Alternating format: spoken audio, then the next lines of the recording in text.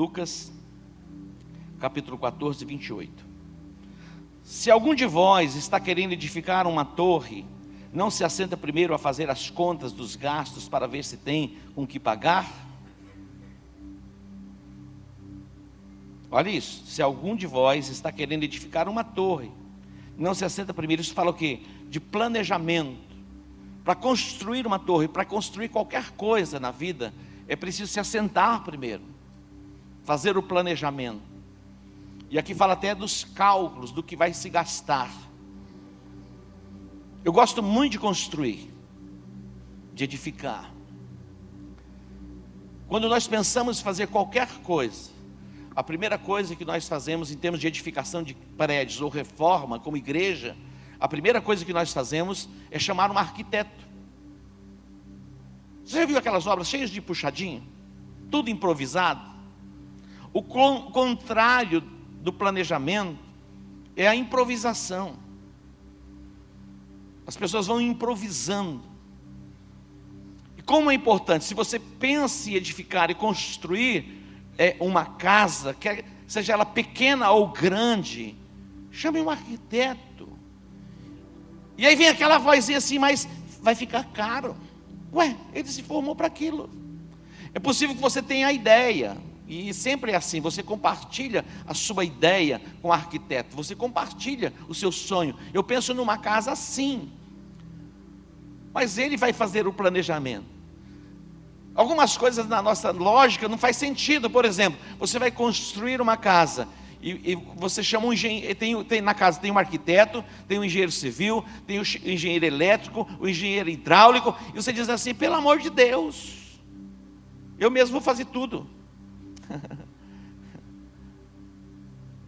Mas é preciso saber o que você vai ter de equipamento para se fazer um projeto elétrico.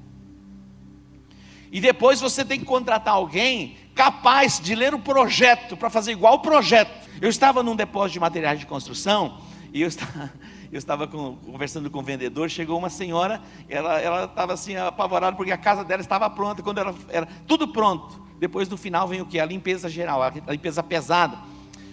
E quando fizeram a limpeza pesada, quando ela vai olhar, o banheiro dela não tinha a hidra higiênica. Ela ficou: pelo amor de Deus, o que teve que fazer? Quebrar. Faltou a hidra. Então você planeja e você segue exatamente aquilo que você planejou. Isso é muito importante. O nosso Deus não é Deus do improviso. Quando você olha para o livro do Gênesis, o livro da criação, todas as coisas foram feitas debaixo de planejamento e organização. Imagina Deus dizendo assim: que haja peixes, que haja animais, e o mar ainda não teria sido criado. Ou a terra e as árvores que produziriam os frutos, as ervas, não tivesse sido criado primeiro. Então, quando você olha para o livro do Gênesis, no capítulo 1, todas as coisas foram criadas de uma forma cronológica e lógica. Tudo perfeito. Tudo no seu devido tempo. Por quê? Porque foi concebido com antecedência. Quando nós olhamos para a arca, a construção da arca, Deus dá o modelo. Olha que extraordinário. Deus deu o modelo. Deus dá o modelo. Deus continua falando. Deus deu a Noé o modelo da arca, o comprimento, a altura, a largura, os pavimentos, as aberturas. Deus deu detalhadamente. Quando nós olhamos para Moisés, quando Deus veio a ele para que ele construísse o tabernáculo, também exatamente Deus deu a Moisés o modelo do tabernáculo. Imagina a complexidade do tabernáculo. Você vê a forma simples, mas todos os utensílios, tudo, imagina a complexidade disso. Quando nós olhamos para a edificação do templo, Deus deu a Davi, Deus deu a Davi a planta, o peso do ouro para cada utensílio, o peso, olha o detalhe, os detalhes, eles são importantes no planejamento. E daí Davi, ele chamou Salomão e disse: Salomão, faça exatamente como o modelo. Eu recebi de Deus o modelo, e você vai executar conforme o modelo. faça de acordo com o modelo. Você não precisa improvisar em nada. E Salomão vai executar conforme o modelo. Eu fico pensando, imaginando, Deus deu o modelo, Deus deu a ele o entendimento, o discernimento para compreender tudo aquilo. Quando a gente lê, muitas vezes nós assim não entendemos, mas hoje está fácil de entender porque está tudo desenhado. Se você pesquisar, você vai ver o tabernáculo, os seus móveis, os utensílios, e você vai ter desenhos de pessoas que conseguiram captar isso, e tudo tem um significado. Jesus, ele não é fruto do acaso, não, foi pensado antes da fundação do mundo. O plano estratégico da redenção já estava estabelecido, da presciência de Deus, antes da fundação do mundo. Quando você olha para o livro do Gênesis, ali já havia uma profecia: da mulher nascerá alguém que pisará, esmagará a cabeça da serpente. Já está falando de Jesus Cristo. Quando você vem para o capítulo 12 de Êxodo, aquele cordeiro que seria sacrificado, a Páscoa estabelecida, já está sinalizando Jesus. Quando você vem para os Salmos, você vai ver com clareza a expressão da morte de Jesus, onde nenhum dos seus ossos seria quebrado. Quando você vem para o livro do profeta Isaías, a projeção de Isaías, 700 anos, a virgem conceberá e dará à luz. Fala do processo de transformação da sociedade, vidas impactadas, tiradas da obscuridade. No capítulo 52, Isaías viu Jesus crucificado, todo deformado. As pessoas pasmavam ao ver Jesus ali na cruz, deformado, quando ele traz sobre si as nossas dores e as nossas enfermidades. Ele já viu, já está escrito. E quando você olha e vem para o Novo Testamento, para que se cumprisse o que fora dito pelos profetas, e aí vai, e tudo vai acontecer conforme foi escrito. Jesus, ele vai entrar na sinagoga, ele vai ler o livro do profeta Isaías: o Espírito do Senhor está sobre mim. Já estava escrito, tudo debaixo de um planejamento. Então a concepção, a forma que Jesus seria concebido, já estava pré-determinado pelo Pai. O desenvolvimento ministerial, a morte e a ressurreição de Jesus, tudo isso já aconteceu. Mas ele está por voltar, e está dentro do plano dele, que Jesus vai voltar para arrebatar a igreja. Você pode dar um aplauso a ele? Está dentro do plano, acredite. Apóstolo, mas como será? A trombeta vai tocar, Jesus vai se manifestar, e nós seremos arrebatados para as bodas do Cordeiro. Está no planejamento de Deus, tudo organizado. Deus quer que você tenha uma vida organizada. E rapidamente eu quero compartilhar com vocês 4 coisas importantes, muito importantes, para que você vá bem na sua jornada, na sua caminhada, e que você entre pelo caminho do êxito, do sucesso, com a presença de Deus na sua vida. Então eu quero destacar aqui 4 coisas importantes, que são fundamentais para que você vá bem. Primeiro,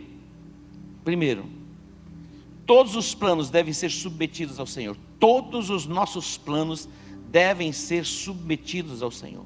Provérbios 16:1 diz assim: ao homem pertencem os planos do coração. Olha isso. Ao homem pertencem os planos do coração. Pertence a nós os planos, mas do Senhor procede a resposta da língua. Ao homem são as preparações do coração e o plano, mas do Senhor é a resposta da língua. Nós fazemos os planos, mas quem dá a resposta é o Senhor. No versículo 3 ele diz: confia ao Senhor as tuas obras, e os teus planos serão estabelecidos. Deus tem que estar à frente. Preste atenção. Em nosso planejamento, tem que ter nós como pessoa, como indivíduos. Quando você vai fazer a sua projeção para o ano de 2021, é importante que você já comece a fazer os seus planos para 2021. Tem que ter você no plano. Depois tem que ter a sua família, o seu trabalho, o seu desenvolvimento intelectual. Mas preste atenção, Tem que ter Deus no seu plano. Tem que ter sua chamada no plano. Tem que ter o seu ministério no plano. Tem que ter o seu dia, o seu tempo de descanso. Então, se você fizer isso, você vai ser bem sucedido. Você não vai viver uma vida estressada. E você vai desfrutar da presença de Deus e se deleitar nele. Então, diga comigo, tem que ter Deus no plano. Segundo lugar, dependa do Espírito Santo. Provérbios 21, 31 diz assim. Provérbios 21, 31. O cavalo prepara-se para o dia da batalha, mas do Senhor vem a vitória. O cavalo se prepara para o dia da batalha, mas do Senhor vem a vitória. Tempo de preparação é importante, mas entendendo e sabendo que a vitória vem do Senhor. É importante você se preparar, você se capacitar. Nós fazemos parte de uma geração que está sendo ativada, preparada. Há muitos treinamentos, coaches para tudo. E as pessoas estão sendo ativadas no seu potencial. Mas preste atenção, não deixe Deus de fora. Não é a sua autossuficiência, simplesmente a sua capacitação. É importante você se preparar, mas dependa completamente dele. Prepare-se como tudo dependesse de você, e viva como se tudo dependesse dele. Se prepare como tudo dependesse de você, mas dependa completamente do Senhor. Você está entendendo? Sim ou não? Terceiro lugar, não rejeite conselhos. Na multidão de conselheiros, há sabedoria. Provérbios 1:30 diz assim. Olha o que o Senhor está dizendo. Visto que não quiseram o meu conselho e desprezaram toda a minha repreensão, comerão o fruto do seu caminho e fartar-se-ão dos seus próprios conselhos, porque o desvio dos tolos os matará e a prosperidade dos loucos os destruirá. Mas o que me der ouvidos habitará seguro e estará descansado no temor do mal. Provérbios 15:22 diz assim: onde não há conselho, frustram-se os projetos, mas com a multidão de conselheiros, eles se estabelecem. Como é importante nós termos pessoas chaves. Muitas das decisões da comunidade global, eu tomo ouvindo Deus. E mesmo muitas vezes ouvindo Deus, eu chamo alguns conselheiros para algumas decisões. Eu tenho algumas pessoas que eu busco conselho. Compartilho a carga com eles. Jetro, ele aconselhou Moisés, dizendo, olha, compartilha essa carga. Estabelece homens tementes a Deus. Você vai ensinar o caminho para o povo, os estatutos, as leis. Você vai dar o ensinamento, o direcionamento, vai ensiná-los. Essa é a sua responsabilidade. Mas estabelece capitães para estar diante do povo, ouvindo o povo. Capitães de 1000, de 100, de 50, de 10. Estabelece. E eu louvo a Deus porque Deus tem nos dado uma visão de compartilhamento. E alguém fala, apóstolo, você está estressado e cansado com a igreja? Jamais. Por quê? Porque Deus tem ministrado ao nosso coração e o povo está sendo aperfeiçoado pela palavra. E eu coloco o meu olhar naqueles que estão com o coração aberto, sempre, recebendo. Eu não fixo o meu olhar naqueles que são rebeldes, em hipótese alguma. Eu fixo o meu olhar naqueles que recebem a palavra. Eu olho para eles e os vejo famintos, e eu me alegro por eles.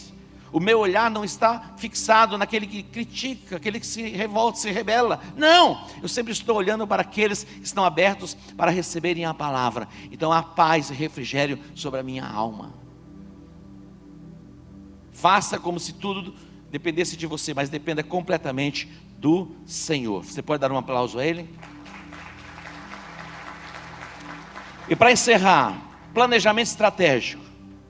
Tem que ter Deus na frente sempre. Salmo 127 diz: se o Senhor não edificar a casa, em vão trabalham os que edificam. Se o Senhor não guardar a cidade, em vão vigiam os sentinelas. Olha isso. Tem que ter Deus na frente sempre. Preste atenção, nas mínimas coisas. também nas coisas maiores. Coloque Deus sempre à frente.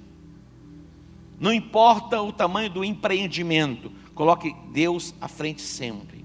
Se o Senhor não edificar a casa, em vão trabalham os que edificam. Se o Senhor não guardar a cidade, em vão vigiam os sentinelas. Sempre, sempre coloque Deus à frente. E mas isso não é no discurso. Você percebe aquelas pessoas dizendo, tudo pertence a Ele, tudo é dele, eu sou dele. Mas nada é de Deus, é tudo dele. Coloque sempre Deus à frente. Trabalhe, desenvolva suas habilidades, como se tudo dependesse de você, mas dependa completamente do Senhor. Planejamento e organização são princípios básicos, elementares, para que você não viva uma vida estressada. Não viva uma vida estressada. Isso é muito importante. Quando você vai sair de férias, é muito importante fazer planejamento. Antigamente, as pessoas viajavam, elas chegavam na cidade, elas iam direto para o hotel, e qualquer hotel elas escolhiam, e elas simplesmente chegavam e tinham lugar. Hoje já não é mais assim. Dependendo da época do ano, se você fizer uma viagem, não tiver feito uma reserva, você corre o risco de chegar na cidade e não ter vaga no hotel. Acredite nisso. Não deixe para a última hora. Não faça as coisas de improviso. Primeiro, você vai pagar mais caro. Planeje com antecedência. Eu sei que este ano foi um ano atípico. Muitos dos nossos planos, não é verdade, de viagem e outras coisas não deram certo. Mas nem por isso nós estamos aborrecidos com Deus. Todas as coisas cooperam para o bem daqueles que amam a Deus, que andam segundo o seu propósito.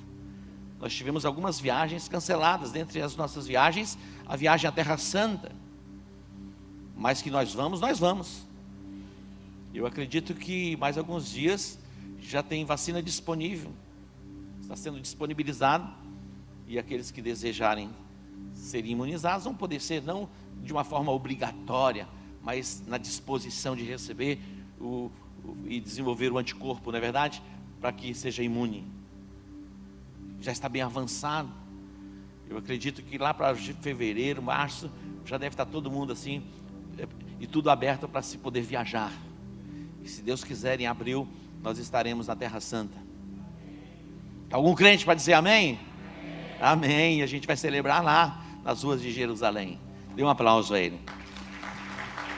Glória a Deus. Se coloca em pé, vamos orar.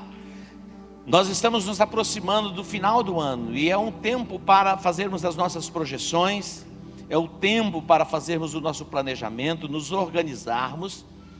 E Deus tem colocado algo no meu coração, e se confirmar, em breve eu vou fazer a proclamação para o próximo ano, e a gente vai poder avançar ainda mais do que avançamos este ano. A nossa declaração deste ano foi expansão, e nós avançamos, nós expandimos, nós conquistamos. E Deus tem colocado algo maravilhoso no meu coração, e estou orando, e se for isso mesmo, eu vou fazer a declaração, e nós vamos avançar ainda mais, pelo menos 7 vezes mais. Levante suas mãos aos céus. Pai, te agradecemos e te bendizemos pelo teu cuidado, te agradecemos e te bendizemos por esta manhã, te agradecemos pela presença do Senhor neste lugar, te agradecemos pela doce presença do Espírito Santo. Deus, que esta verdade esteja no nosso coração. Deus, que o teu Espírito nos ajude no planejamento, na organização, para que não haja desperdício, estresse, fadiga. Ó Deus, mas que todos sejamos renovados e possamos prosseguir na caminhada, na jornada, olhando para o alvo, rumo ao prêmio da soberana vocação que está em Cristo Jesus. Que a mão do Senhor, o Deus Todo-Poderoso, esteja sobre a sua vida. Que o Senhor te abençoe, que o Senhor te renove, que o Senhor te fortaleça agora, pelo poder do nome de Jesus. Que o óleo fresco desça sobre a tua cabeça, que a palavra revelada esteja no teu coração. Que o Senhor te abençoe, que o Senhor te guarde, hoje e para todo sempre. Em o nome de Jesus, eu te abençoo. Quem recebe diz amém. Glória a Deus.